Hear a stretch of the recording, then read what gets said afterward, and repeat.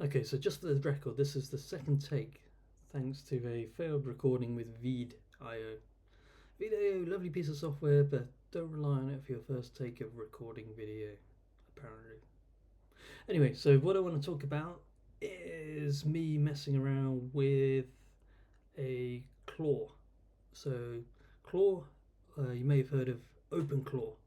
OpenClaw is the thing where you basically take ChatGPT and instead of just chatting to it, you give it control of your computer. So I was not entirely happy with the idea of giving some random piece of software written by a random guy with kind of a random method control of my laptop. Okay, so but what I did have is a Raspberry Pi. Remember, I had this Raspberry Pi and I was taking pictures out the window of a building being demolished, blah, blah, blah, blah, blah.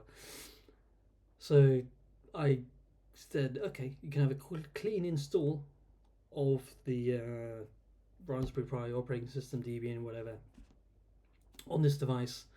It's going to sit there contained on this device, a closed system, which I'm then going to put next to another closed system, my fish tank. And maybe what it can do, now it's contained, maybe what it can do, it can use the webcam and take pictures of the fish tank. So this is my first kind of like experiment. It's because it's also connected to Telegram. I can say, okay, wherever I'm in the world, take a picture of my fish tank, and it sends me a picture of my fish tank. You know, this is progress. This is how science is done. This is the thing. And also, it can maybe give me an update. It can have a look at the picture and tell me what's up with my fish tank. Is it doing well? Any fish belly up? Is the algae taking over? You know, this sort of thing. We need to know this stuff.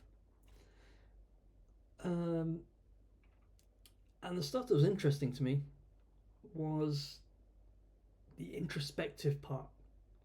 Okay, because you can buy things that naturally they're designed to fit together. I'm not interested in such things. I want to know stuff that works together, even though it wasn't designed to work together, because this is how we build big complex things. We get stuff that evolved separately and then worked out how to evolve together. Okay? So I said to Claude, to the agent, because this is the thing, it can write its own code. This is rewrite its own DNA. I'm telling it, I plugged in a webcam. Can you work out how to take pictures? And it said, yeah. It looked at the hardware. It said, yeah, I've got a webcam plugged in. I know what kind of device I am. I know about this device. I know about this webcam. I can turn this into a skill. So it added a new feature based on my own desire, intention for it, which isn't something I'm used to seeing from a computer. You know, normally it's like, yeah, we've customized this feature that we've got, but we're not going to write a new feature for you. That has to go through a process. But this thing it's kind of evolving itself. I'm kind of saying, oh, I want this feature, and it creates the feature. So that was well and good. I was able to take pictures anywhere in the world. I get a report of varying credibility on the health of my fish tank. So then I'm pushing it. I'm saying, okay, well, you know what? I've got these fairly cheap heat and temperature loggers, Bluetooth heat and temperature loggers dotted around the house because I'm a good Airbnb host. But I can only read the temperatures if I'm within Bluetooth range. I want to be able to do this wherever I am. If I have a guest that's saying, you know, my room's getting cold, I want to go, yeah, I know exactly the temperature of your room right now. You know, we're not quite into HAL territory just yet, but who knows? So I told my agent, my GhostClaw, my Claw agent AI thing. Yeah, you've got these. I've got these things plugged in. Can you communicate with them? And it had a good look at itself, and it said, yeah, I have Bluetooth capabilities. I go away, I find some code that enables me to know about these devices and to interact with them and read the data, because they're just pinging away. They're just sitting there every 30 seconds or something. They're just blowing out data like Sputnik satellites or something. And all it has to do is pick them up. And so it scanned, it picked up this stuff that it was never designed to work with. It was hardly designed to work with the mobile app. It comes through in Fahrenheit, real pain in the ass. And it detects it. It also detects a glitch in the output. It detects the glitch in that I think it was the ID was meshed up with the first temperature reading or something like that. So it looked like it had a whole bunch of different things with different devices, but whenever the temperature varied, you get a different device. A real pain in the ass. But it identified it and worked around it autonomously, spontaneously. And it was impressive. And I'm just like now logging on the device what's happening with the temperatures. It knows this stuff and it's turning it into a tool. So now I can talk to the AI and say, hey, which was the coldest room last night? And it goes, yeah, that was room 2 with a low of like 16, 17 degrees or something. Okay, now it has an insight into my house, my living environment. That's pretty impressive. It's got sensory information. So the next logical step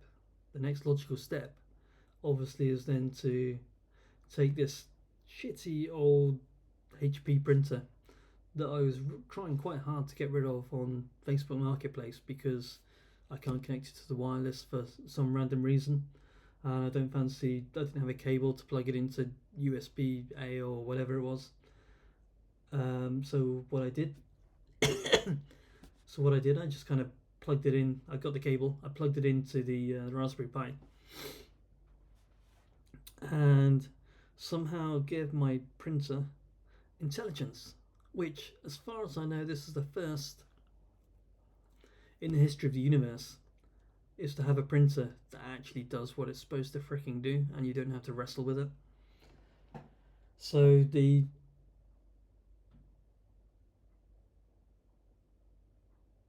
I can talk to my agent. I call it Paxton.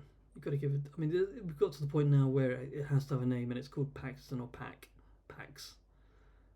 And I can talk to it. It understands what the printer can do, and it can give instructions to the printer. It has tamed my printer, which feels significant.